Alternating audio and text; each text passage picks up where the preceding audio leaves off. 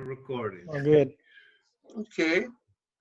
Uh, special, a special edition today. I'd like to introduce Mr. Hyke Brown. Hyke Brown has been with the program for 40 years or more. More. More than 40 years. How long, Hyke?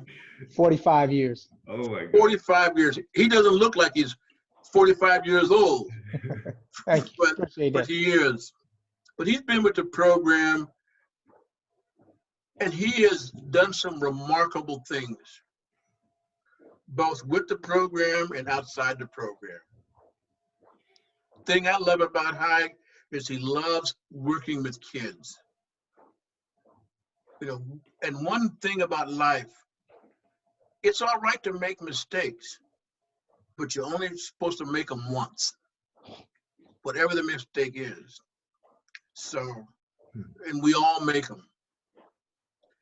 So I'm very happy to be part of Hyke's life in the beginning and right now. Hyke, would you like to just talk about that journey? Well, that journey started 1974. Uh, Hyperactive kid, full of energy. Teachers wanted to say, well, they said, let's put him on medication. And my father was like, nope, we'll find something for him to do. Well, then in turn, we went to Peninsula Park where my sister was doing gymnastics and I was doing tumbling.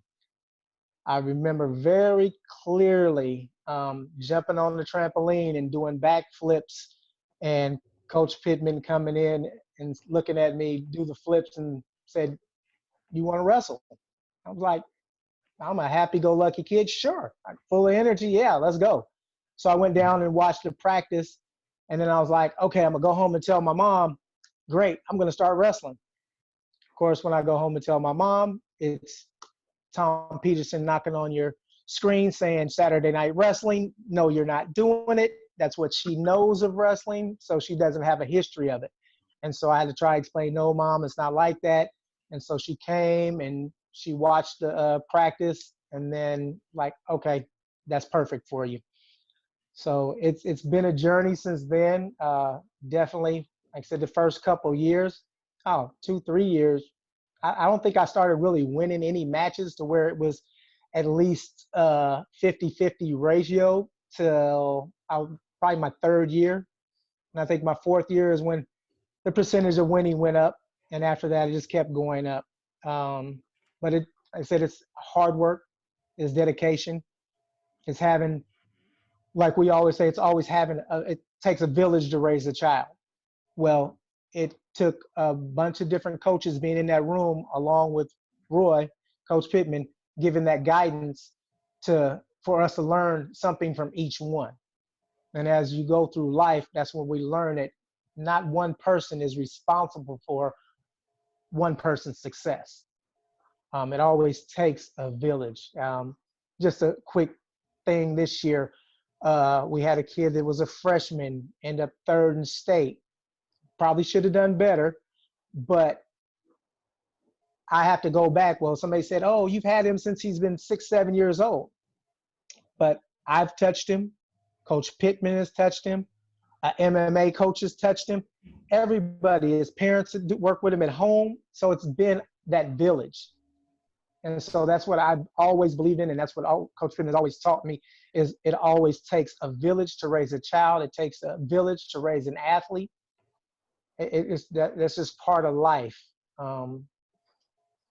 Moving on, had some circumstances when I was in high school that caused a sort of a depression and a step back in wrestling. I injured someone, and I lost my drive for wrestling. And it took me a year and some conversations with Coach Pittman to really get that back. I was scared to wrestle, but I just did it because I'd been doing it so long, it was just natural. But I was scared to really open up. And I never really opened up until really my freshman year in college. And like I said, it was a healing process of going through that. Um, Going through college, great experience. Got to wrestle at Portland State for 3 years and Virginia State for a year. Uh, just a great experience in college.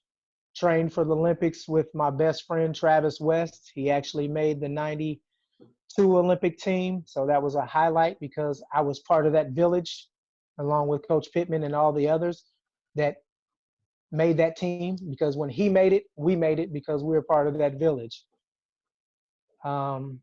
Just now going on to other mistakes that you make in your life. I made another mistake in my life. I was gone for 3.5 years.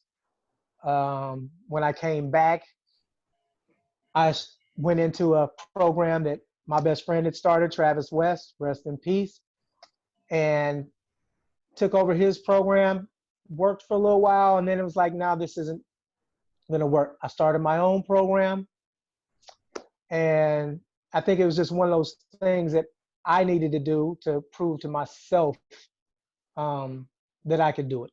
And it was one of those things that I threw my whole heart into because I knew I had to do something to give back.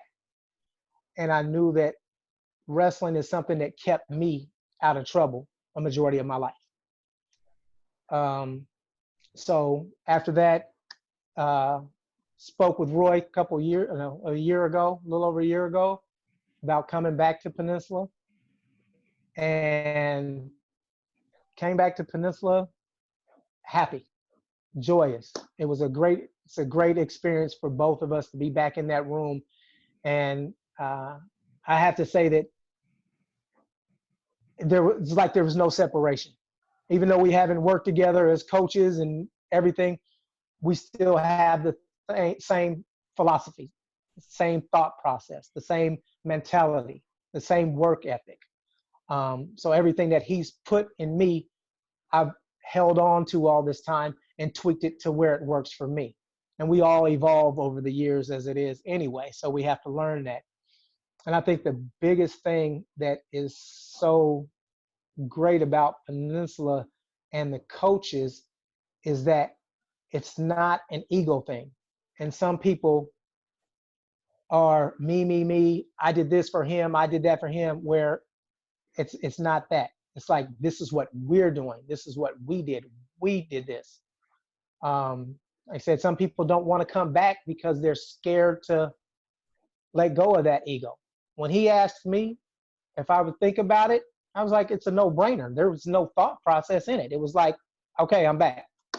See you next week. So, it's definitely, like I said, a great experience, and I enjoy it. And I just look for the success that we're going to have together as a team, as a family, as Peninsula Wrestling moving forward. But if anybody, I've said this to everybody, if anybody wants to come back, feel free to come back. It's not an ego thing. Let it go. Check your ego at the door. Let it go. Come back and enjoy being a part of a family that loves wrestling and loves each other. And so, yeah. One of the things I'd like to say, Hyde, I think you brought it up when you started back in 67? Or No, when was that? 74. Oh, 1974. Yeah. 1974, I hope you don't mind me saying this, is you were adopted by white parents. Yes. And they were very supportive of you. And that was a time where people would not adopt a young person of color so readily. And yet you were adopted and you were just part of the family. Yeah. Another great experience is when you went off to college, you were the first true freshman national champion at Portland State. Yes. You went from high school to becoming a national champion. Is that Division 1A? Division 2. Division 2. The first one they had. And they've had Rick Sanders and all these other people there, but you were the first. And it was just awesome knowing that, that we are all in this together. It's not about I, me, and my. It's about being together. And we are a big, big family. And families argue, families fight, but families also forgive. Yes. And we just, and that door swings both ways. Yes. And I think Let- the empathy that you have Thank you. with these kids. Yeah. What I loved, Let, Hyde, you mentioned you were a hyperactive kid, and I know now you're pretty great at working with those kids. Are there particular things that make you successful with those more challenging kids and those hyper kids with maybe some it, little rougher kids? Is there some things it's that work for you that you can share? it's the patience more than anything. It's having patience, knowing what they're going through, knowing that every kid has something different. You can't wrestling is something that you can't coach on like basketball. It's not a system. There's not plays. Mhm. Every wrestler has to be treated as an individual, and that's the same thing. You take them in as they find out what works for them, and be patient with them because just like anything in life, you don't know what that kid wakes up to every day. You don't know if he has a meal, 3 meals a day. You don't know if he has two. So you have to be patient and understand what they're coming from. We have kids that, like myself, we go back to, I was adopted. I went through an identity crisis to where I would ride with my mom in the car. And as soon as I see some of my friends, I duck down just because I was embarrassed and I didn't know how I was supposed to act because it was different for me. So I had those challenges coming up. Like I said, I have a sister, mom and dad that are white. So it's like, well, there's something different here. And of course, they let me know as I got older that, you were adopted, your mother, basically didn't want and like I said, I have so much respect for my mother and father that in 1969, when I was 2, you took a child out of the foster care system. So I was in the foster care system for 2 years. You took a biracial child and adopted him right near the end of civil rights. Mhm. So, and then, I'm theirs. There's no question, anything. It was like, you're part of the family. We're adopted you. You are a Brown. Mhm. And I have to respect that and love them unconditionally for doing what they did and giving me the opportunity. And, thank God for, making that path available. Um, I definitely, but like I said, going back to the kids, every kid has a different story. It's like mine. So we have to understand that working with these kids, we have to be patient because we don't know how fragile they are, what their home life is like. So I think that's what gives me that compassion and that empathy to do the work and work with the kids is because I am a product of one of those kids. And I definitely cannot go without saying that during that period when I'm going through that identity crisis of, you know, who am I? Why am I, darker than my parents? And, all this, Coach Pittman was right there to help me through that. He was that, at that time, he was that Black male father figure that I needed.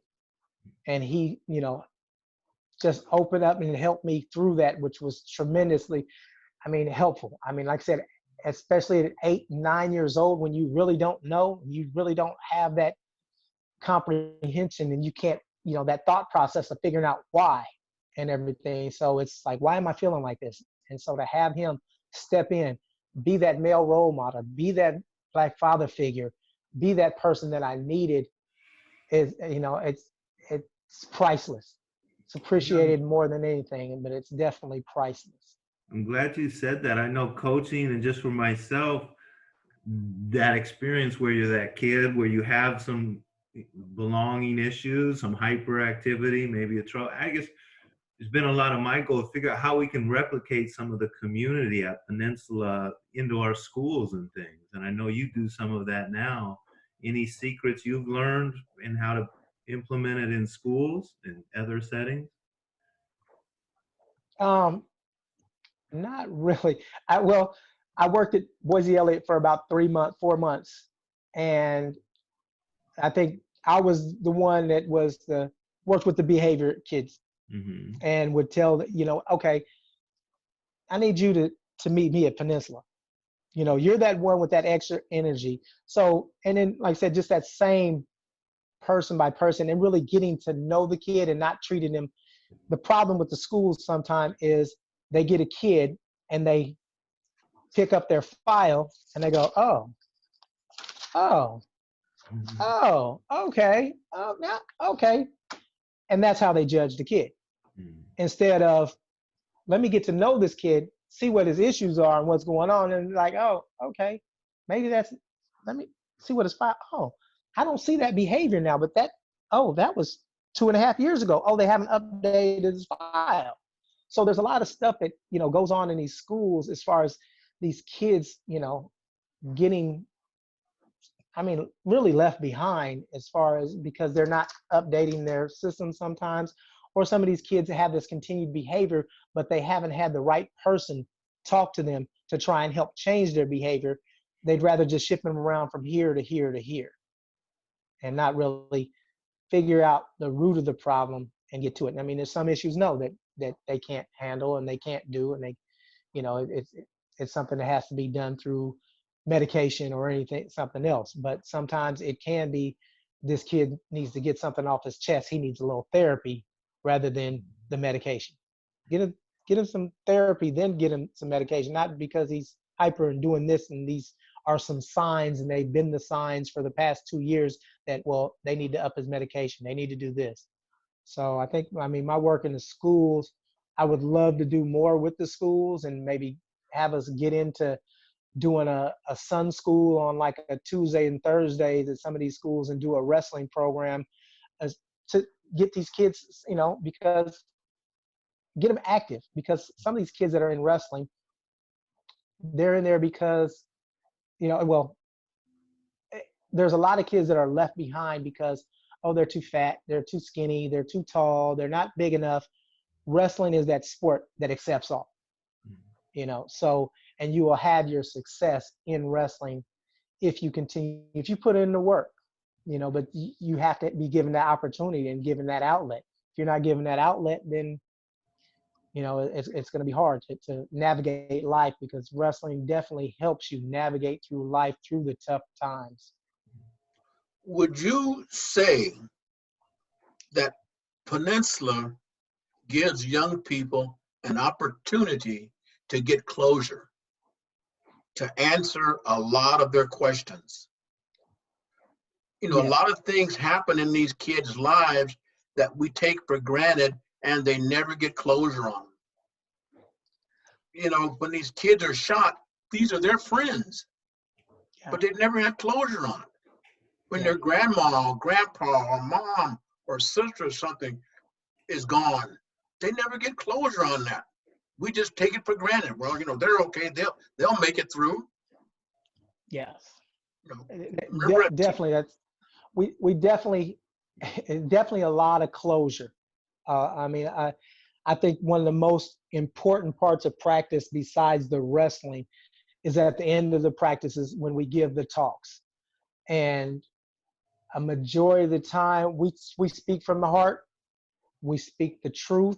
We don't sugarcoat it. And I think that helps with a lot of them as far as the positive motivation, the affirmation, and everything that they're getting.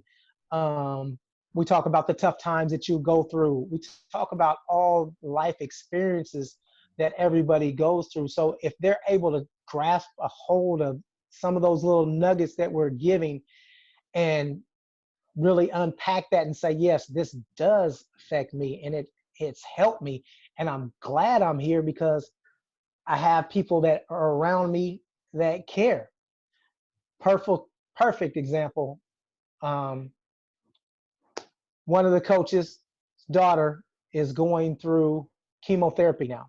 One of the parents, their child went through all the chemo and radiation too. So the family says, I'd like to talk to him about what he's going through. And of course, he was acceptant. And he was like, sure. instead of coming down and practicing and coaching with us that day, they sat up there and had a very therapeutic conversation and unpacked a lot of stuff and a lot of emotions that it was definitely needed. It was not, yeah, it was just a bunch of healing that helped, probably for both parties, but it was definitely for him because, you have a child that you're watching your child go through this chemo. It's hard, it's painful. So yeah, I think that's part of the closure and part of the family aspect that we have. We have parents that bring their kids in because they've been acting up. They've stolen money. They've stolen cars, and we've been that positive mentor, that motivator to get them to change. And so, like I said, it's once you're part of the wrestling family, we don't, just because you graduated high school and you don't wrestle anymore doesn't mean that we're not going to be there to help you or support you in anything that you do. You're always part of the wrestling family.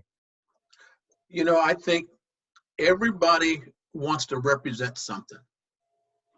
And at Peninsula, we give them an opportunity to represent the best. Regardless of what they have done or going through, they still represent Peninsula. And Yes. they do it in a positive way. And we compliment them on that, and they just keep getting better. They keep getting better. Yes. Can I ask you one last question, Hike, maybe before we take a little break? Sure. So you said, like early on, you lost for about 3 years straight. Maybe you could tell us a little what kept you going through that and what sort of things you learned. I know so many kids would have given up long before and not had the success you had. Well, it was that family atmosphere. For one, like I said, I lost, but I was around my friends. This became my family. This became my friends. And like I said, that identity crisis that I was going through, this was my family.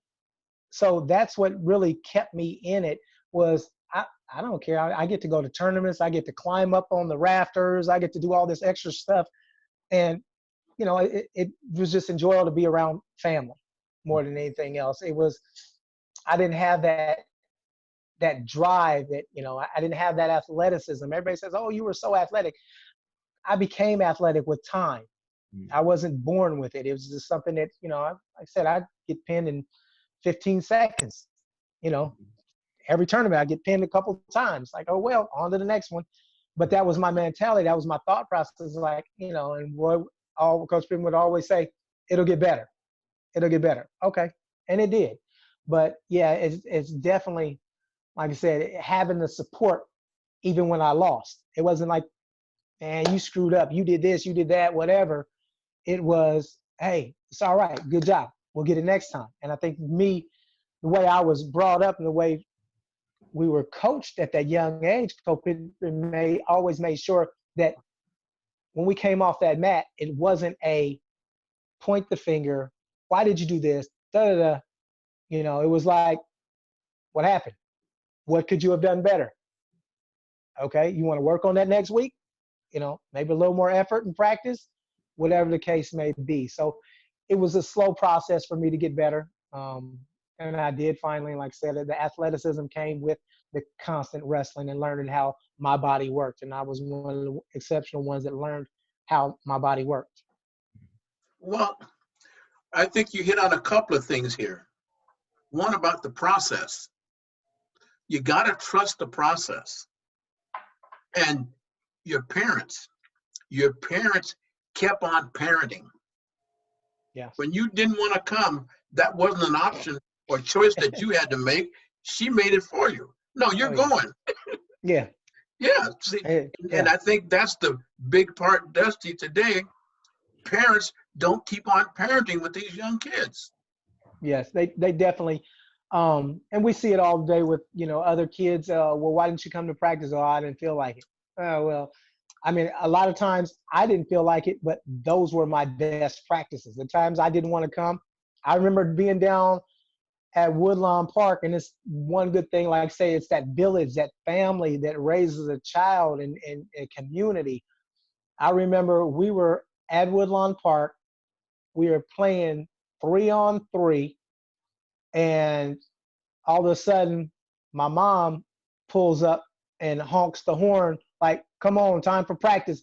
And I'm like, "One more point, one more point."